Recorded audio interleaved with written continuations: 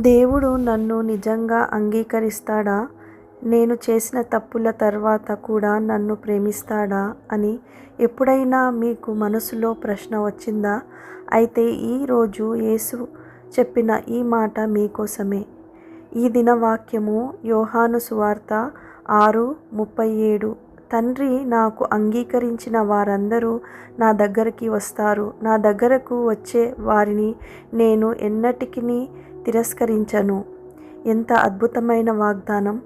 మీరు ఎవరైనా మీ గతం ఎలా ఉన్నా ఈరోజు యేసుప్రభువారు మీతో ఒక మాట చెప్తున్నారు. నా దగ్గరికి రా, నేను నిన్ను ఎన్నటికీ తిరస్కరించను.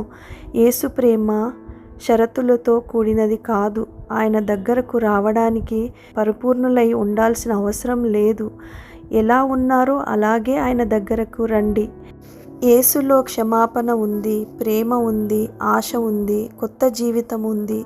ఈరోజు మీ హృదయాన్ని యేసుకు తెరవండి. ఎందుకంటే యేసు దగ్గరకు వచ్చే ఒక్కరినైనా ఆయన ఎన్నటికీ తిరస్కరించడు. నాతో కలిసి ఇలా ప్రార్థించండి. ప్రియమైన యేసయ్య, నేను ఎలా ఉన్నానో అలాగే నీ దగ్గరికి వస్తున్నాను. నన్ను అంగీకరించి క్షమించి నీ ప్రేమతో నడిపించు. ఆమెన్.